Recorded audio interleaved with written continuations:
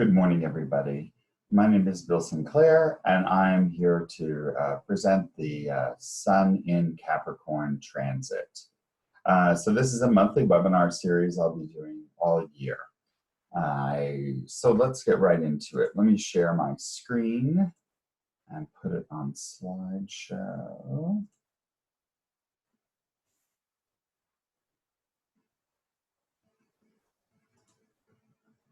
Great. So today we're going to be talking about Sun's movement into Capricorn, and along with that, kind of give a preview into some of the major trends of 2020, which have started lining up end of last year, and we get more alignment starting this month. So this is me, and at the bottom you can see my email address. If you have any questions about this presentation, please don't hesitate to send me an email. I'll be happy to answer them. We're doing this pre-recorded because of other conflicts with the team. But we'll be back next month. I'll be in India, so it'll also be recorded. And then in March, we'll begin with the live webinars. So I look forward to that again. So I'd like to thank you for viewing this, and that's supporting the American College of Vedic Astrology. I invite you to subscribe to the YouTube channel. We also have a newsletter, and we are a nonprofit organization, so any donations that you make are tax-free. So today we're going to talk a little bit about the solar year, Sun in Capricorn, the solar lunar axis, as we always do in these talks, and then we're going to get into the Panch Mahapurusha yogas, which dominate the major theme for 2020, and start getting a feel of how they're working. And then I fleshed out the sign-by-sign interpretation more to give you an idea of how I start to combine these things. So we'll go right into that. So when Sun moves into Capricorn, it's called the Makar Sankranti. Makara is the Sanskrit name for Capricorn. So when Sun, this celebration is very important in India. Historically, this used to coincide with the winter solstice, but as the Ayanamsha, as we know, a sidereal astrologer, shifts a little bit every year, it's now about 3 weeks later. So there's some confusion about this because it's at the Ayanamsha, it's at the solstice that the sun's move starts to move to the northerly direction. So our days start to get longer. However, the Makar Sankranti is one of the few holidays in many religious calendars that is set by the sun rather than the moon. So it's important to note that, especially since we're talking about Sun moving in there. And every 12 years, it's at the Makar Sankranti where we celebrate the Kumbh Mela in India, which is a huge gathering of people that come together at where the three holy rivers meet, the Ganga, the Saraswati, and the Yamuna river. They come together. So this is a very important holiday. But when the sun is moving in the northern hemisphere, when the days are getting longer, it's called the Day of the Gods. So that starts from when Sun enters Capricorn, and it ends when Sun enters Cancer. So this is a time of externalizing the energy, and basically what this signals is that we can start to move forward in our life and on our plans. Sun is in Capricorn from January 15th until February 13th of this year. Now, when Sun's in Capricorn, it's not necessarily a really natural fit, because the Sun at the beginning of the month, from until January 24th, he's in a neutral sign because the house lord is in the 12th from him. So there his energy is about, it's 37% negative. So it's not so bad. But when Saturn enters the sign on January 24th, then the Sun is considered to be in a great enemy sign, and it brings out more of his challenging qualities. Sun is a very sattvic planet, and Capricorn is a tamasic sign, so they have different motivations. Sun is part of the leadership class, the kings and rulers of the countries, and Capricorn is really a Vaishya sign, which is the commercial class. So it's kind of like if a big CEO comes to visit, like, uh, a self-employed person, it's just very different worlds are interacting. And the sun represents Dharma and Capricorn represents Artha. Now, Dharma is our purpose in life. It's the action we take to demonstrate our unique qualities that then work for the good of the community. And Artha is a recognition that in order, to maintain our life here, we have to have money, we have to interact with society, and we have to, meet our basic needs before we can go on and do other things. So this is the time where we start to look at, in light of what it is our higher calling can do, how are we supporting ourselves and maintaining our daily life? Are we doing this through ethical means? Is there some connectivity we can find between our higher purpose and our daily work? So these are issues we're going to explore a little bit in this section. For Capricorn rising, Sun is also the 8th lord of past life difficult karma. So this is a time when some things may be surfacing, especially for Capricorn rising or moon in Capricorn people. But so you can see it's not really a very natural fit. Now, the 3 nakshatras in Capricorn, the first one is Uttra Ashada, which goes up to 10 degrees. And this is the sign that has the power to grant an unchallengeable victory. And so it's also represented by the Vishva Devas, which is a comprehensive gathering of gods. So this is like the step that bridges from Sagittarius, where we start to move away from the material and into the more spiritual. Then we come into Capricorn, and that energy carries over. The first part of this is ruled by the sun. So this year it aligns very nicely that while the sun is in Capricorn, he's in the solar nakshatra for the first 10 degrees, and that's before Saturn arrives. So it's a good direction. It's a very productive time there. So this is a good time to really do some internal work and figure out what is it that really identify more aspects of how you can manifest your higher purpose in the world. Then from 10 degrees to 23 degrees, Sun is in Shravana. This is ruled by the moon. So again, we have the 2 luminaries here that the sun is moving through, and that can be very good. The power of connection is what Shravana is all about. So Shravana, this could be a step towards, once you understand what Uttarashada is telling you, you may think, how can I connect to other people in this? Because that's a key component to your Dharma. It's not only right action, but it's right action which has your unique qualities, and that how you are sharing them to help the community. So this is the second phase of the sign. And finally, we move into Dhanishta, and that's from 23 degrees, 20 minutes, up to 640 degrees of Aquarius. And this is ruled by Mars. And so this has the power to give abundance and fame. So you can see there's a little formula here in Capricorn. If you understand your Dharma in Uttarashada, if you connect to your higher soul, and then you can connect that to the moon and the public, then you can give abundance and fame.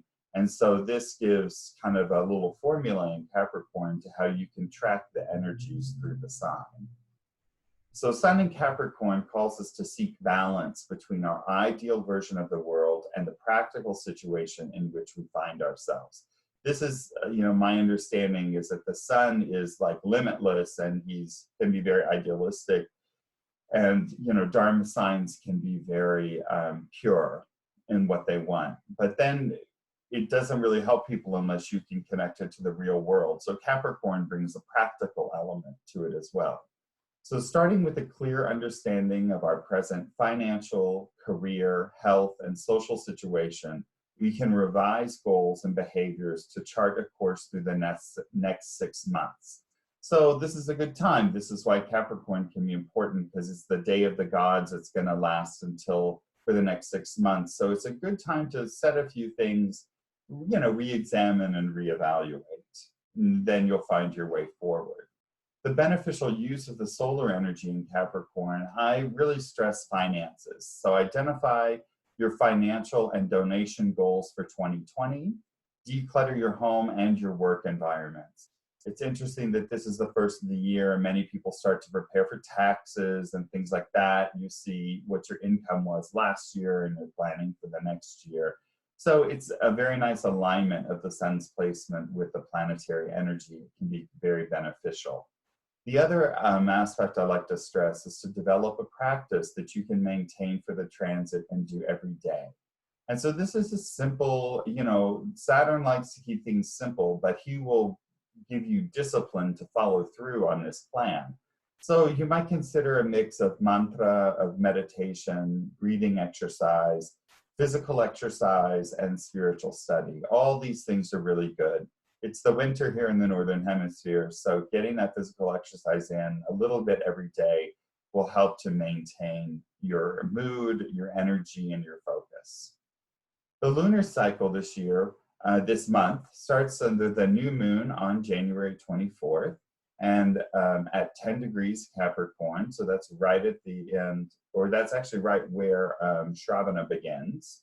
And then the full moon is on February 8th at 25 degrees of Cancer in the sign of Ashlesha. So we're going to dig into that a little bit and see. So the full moon in Cancer, Capricorn and Cancer are both Chara signs, and therefore this energy is supporting progress and change. So this is the key, that this is a time where we can make progress on many fronts. Cancer is the sign of our subconscious and the impulse to nurture ourselves and others. So this is in alignment with the kind of introverted aspects of Capricorn, where it's it's beginning to look outward, but it still has a inner focus on ourselves. Cancer is symbolized by a crab, which has 10 legs. And I read somewhere that represents the 5 senses and the 5 uses of the senses. So this is a standard part of Vedic astrology as we look at the 5 elements and how they match to the faculties of perception, the faculty of action, and then the primary sensation.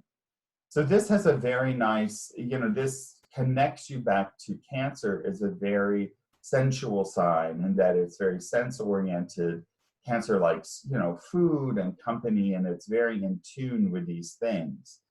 This is then, the area, the nakshatra that we're in is Ashlesha. So I was looking up Ashlesha, and it comes from the Sanskrit root shlish, I think is how you say that, which means to join, embrace, to tie, or connect.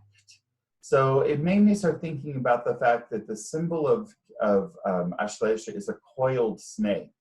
And I had never thought about that coiled element, but it's actually the part where we can really become wrapped up in our senses and our sense orientation.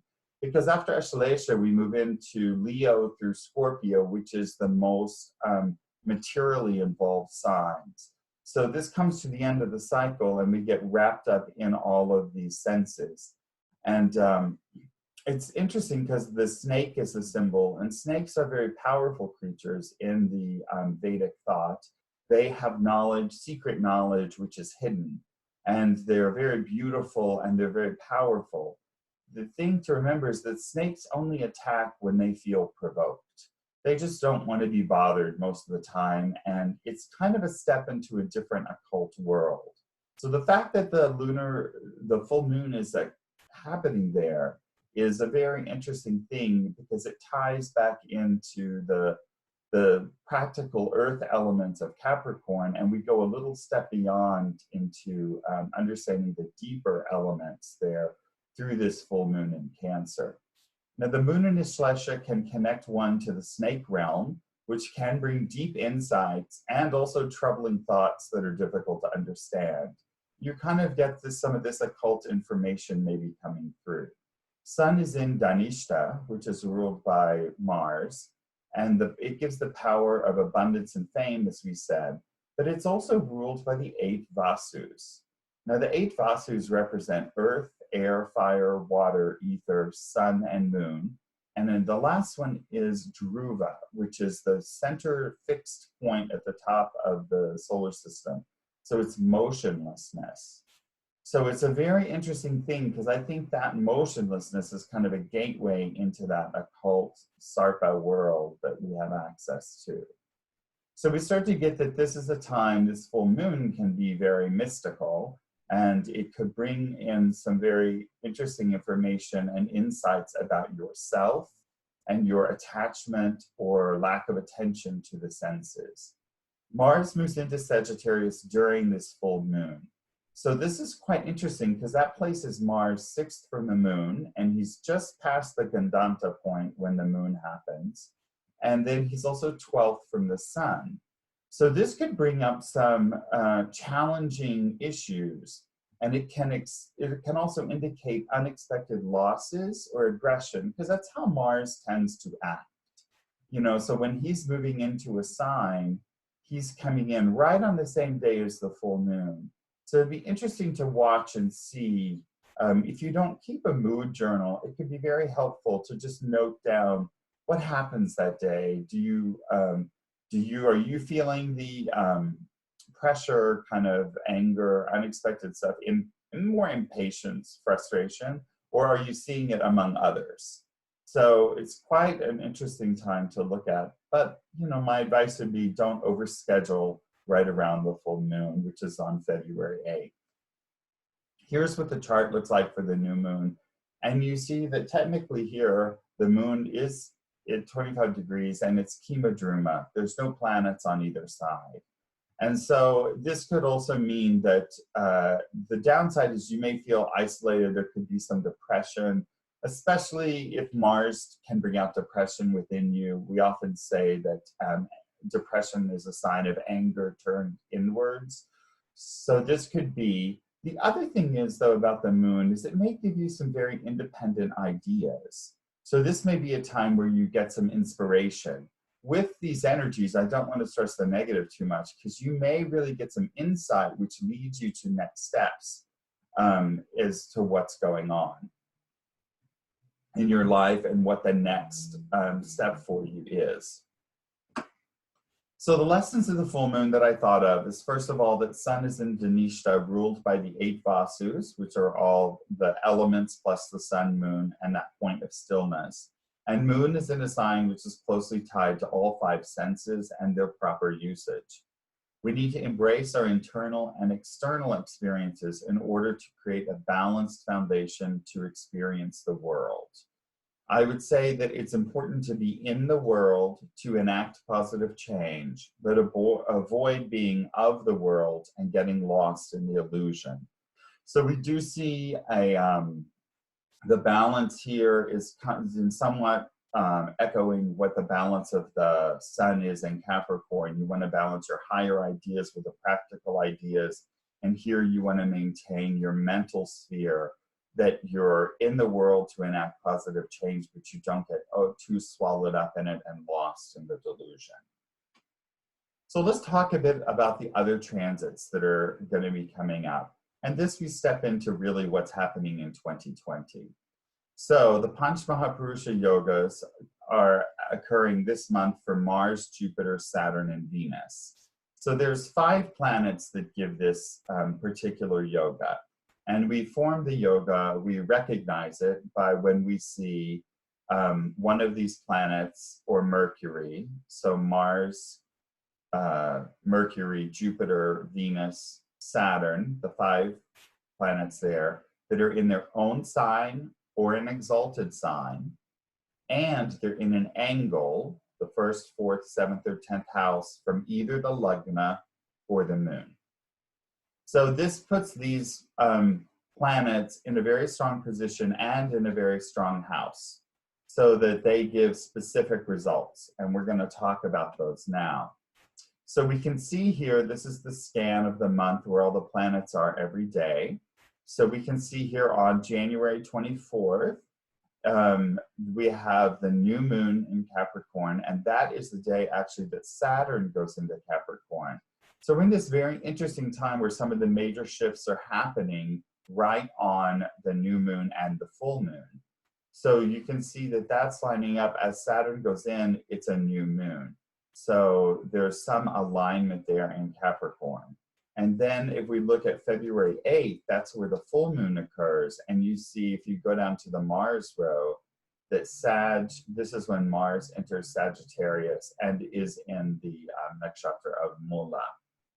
So you can see the blue planetary lines. We have 4 Panchmahapurusha yogas that are occurring this month. Now, as I said, they don't occur for everyone. They only occur for specific rising signs, because it has to be in the 1st, 4th, 7th, or 10th house. So let's look at those and see what's going on. These are important to start to study because many of these will last throughout the year, and some of them will come and go in different signs.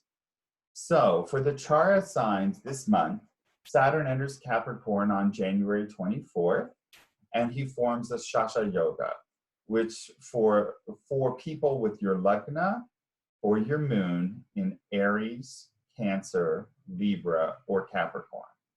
That should be or, not and. So any of those 4 signs, if your Lagna's there or your moon's there, that means that Saturn will be moving into one of the 4 Kendra houses.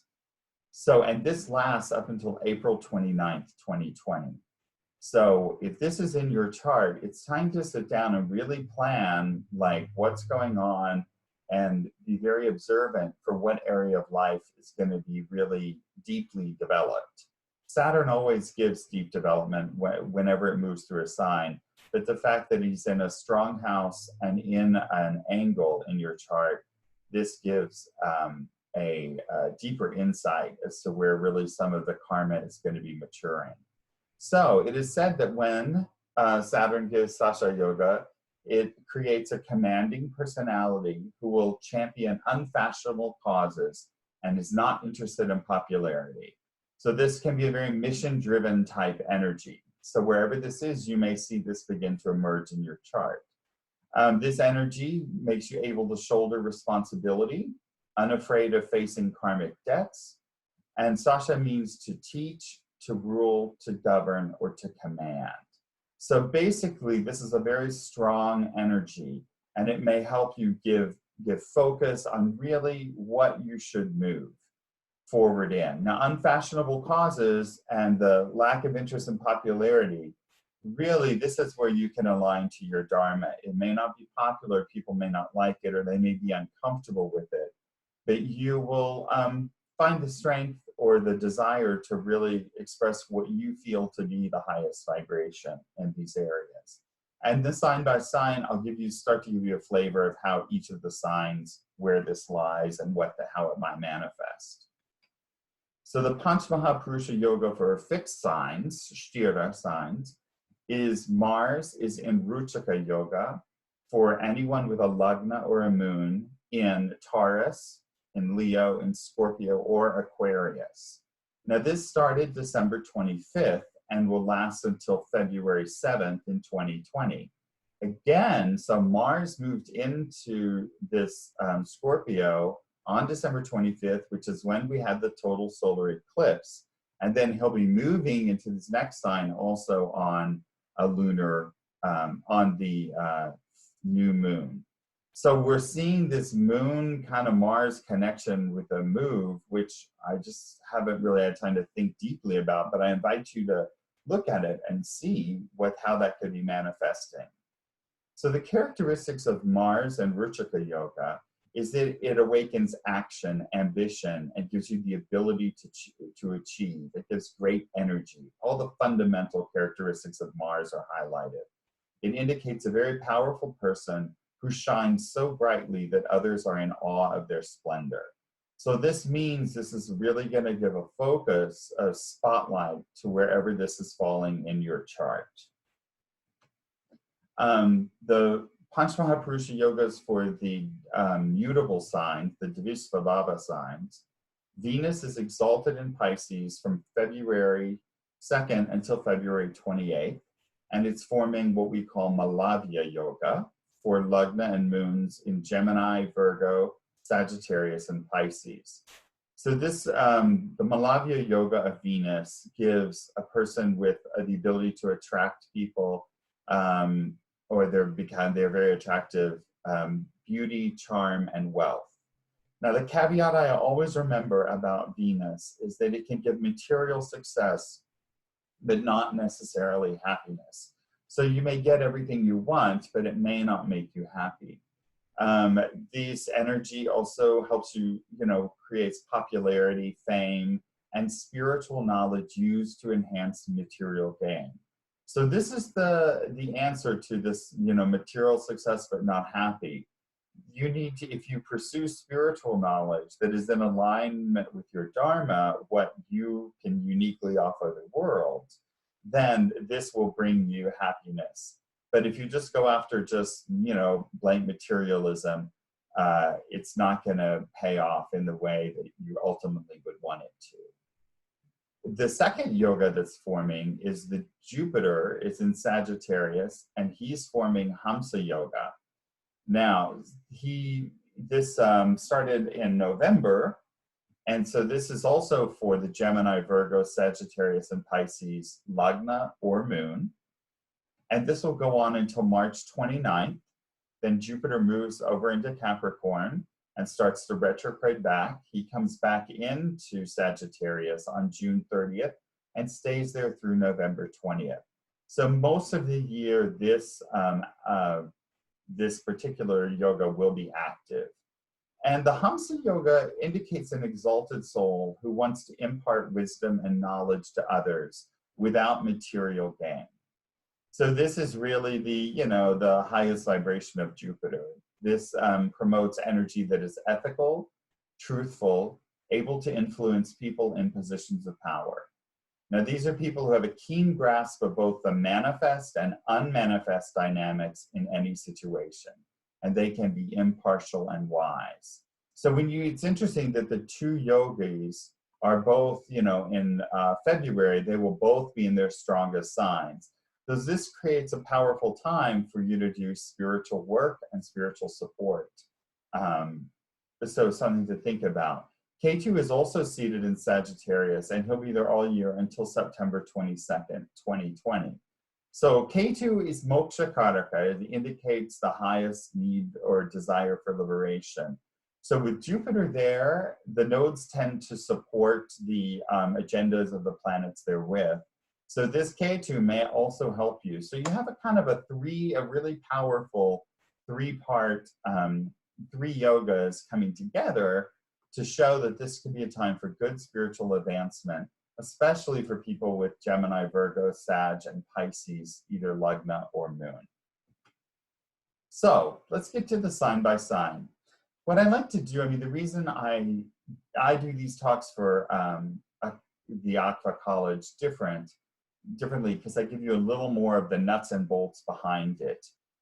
Most of this audience are astrologers, so I offer this to you as some initial thoughts, but the power of astrology is each of you will synthesize it and come up with your own indications for each chart that you're looking at. So I just offer you as a way that I'm trying to put these together, but this is by no means like predictions or the end all be all. It's a jumping off point for you to start practice and improve synthesizing different factors. So here we go. So if the moon or lagna are in Aries, which is the natural zodiac, so it also applies to everyone in general, this is the time to use the Sasha Yoga in your 10th house to pursue your passion projects. So think about what it is you've always wanted to do. This is your dharma, things that you feel naturally drawn towards and aligned to. This is your dharma, the sun's there. And then start thinking about the artha implications, not the money necessarily, but how can you implement this into your life? Sun is also in the 10th, and it gains additional strength as he's Digbala, so even a better time to explore these ideas. 10th house is in a karma house, so this is time to reevaluate your financial and time commitments, all your resources. Really take a moment and pause. You only have so many hours in the day. How do you use them to further your development? Are you meditating? Are you watching TV? What's going on? This is a good time to just rebalance those things. Taurus, the Ruchika Yoga from Mars is in Scorpio. It's placed in your 7th house until February 7th. This can give you strength and energy to refine and develop the partnerships in your life.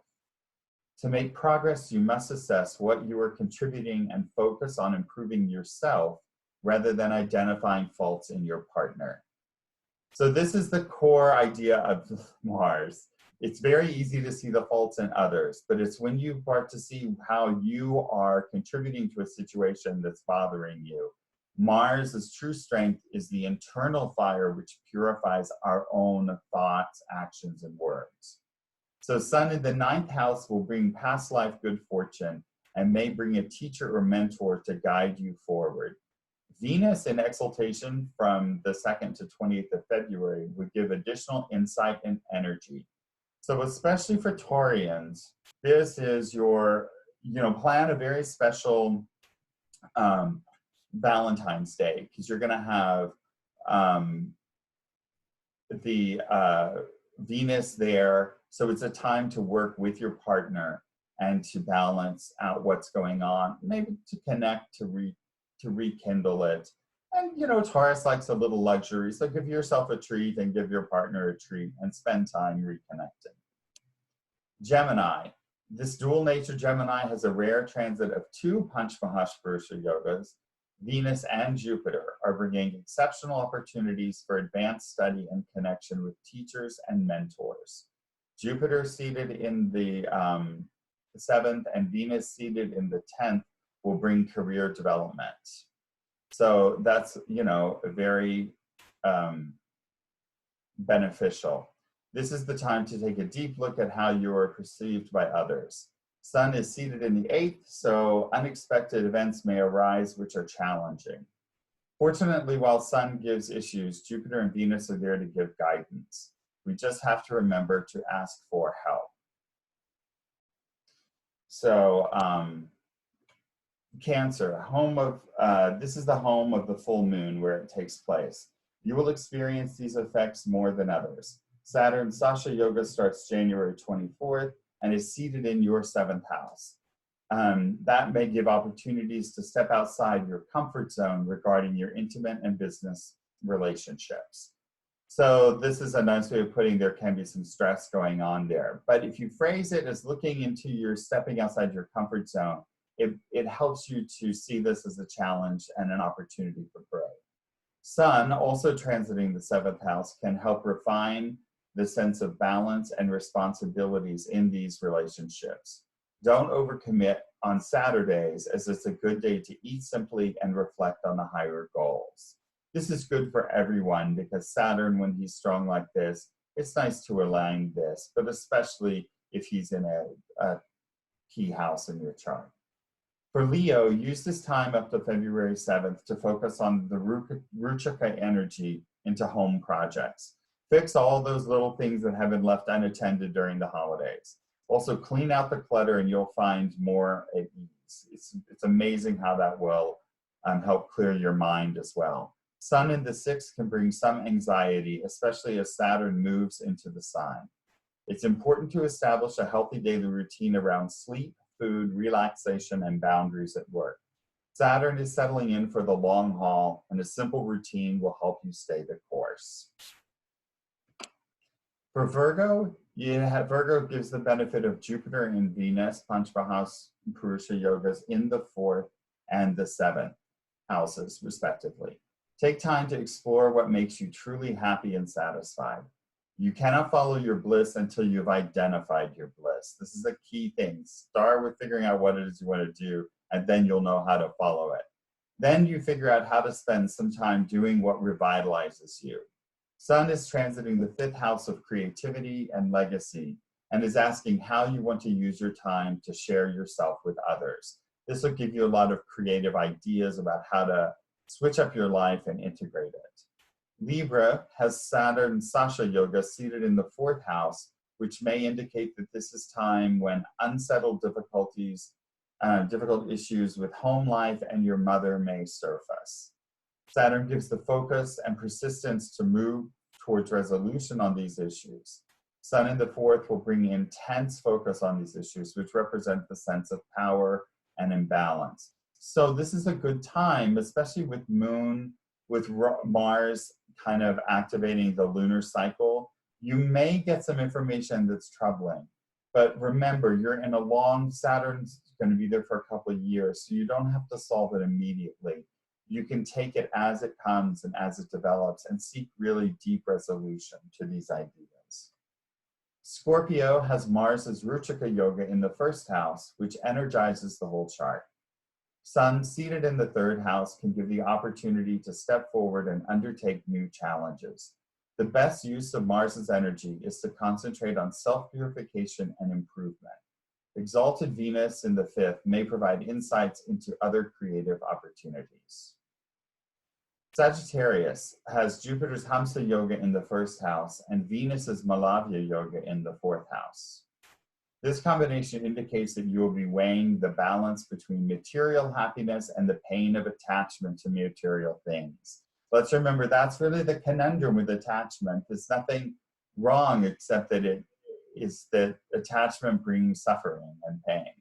So you'll be looking at those two things. Venus gives more of the attachment, Jupiter gives more of the neutral, the ability to detach effortlessly. We must find a balance and not look for satisfaction in the impermanent world. Instead, cultivate connection to the eternal. That's the big lesson here. And Sagittarius, this is right on brand with what you do. That's the core impulse anyway. Sun is in the second house. It will bring focus to our daily work and also lessons from your childhood and family. So all those second house issues may be coming to light. Capricorn has the Sun and Saturn in the first house. This may create a feeling of unease and tension until the Sun moves into Aquarius. Saturn as Lagna Lord will deliver good results eventually, and that's the key, is eventually. As the first house is the weakest house for Saturn, this house placement may delay the results of Sasha Yoga even more than expected. As with everything Saturn, this is an ongoing masterclass in patience and persistence. Just breathe your way through it, and Saturn can really take you to really wonderful places, but you really do the work first, and then the reward comes. Aquarius has Mars Ruchika Yoga in the 10th house, which indicates the potential that you can be recognized for your work and contributions to the world. Sun is placed in the 12th house of debts. So any accolades that may come should be reinvested in your future development. Use this energy to increase your ability to serve others. Sun is in his weakest sign, so internalizing this attention may have unwelcome repercussions. Remember, the Sun has to shine. If you try to hang on to the solar energy, it promotes your ego and it burns you up. Pisces has Jupiter Hamsa Yoga in the 10th and Venus's Malavya Yoga in the 1st. This can indicate a good time for material gain and recognition among peers. Sun in Capricorn in the 11th can also bring the fruits of your labor. The best investment you can make in this time is your spiritual development. You can access guidance from other realms during this time as well. Pay attention to your dreams and wishes as they may be pointing out your next steps. Studying sacred scripture can help you gain even further insight. So those are my thoughts on Saturn going through Capricorn. Please email me if you have questions, and I would like to thank you very much for joining me today.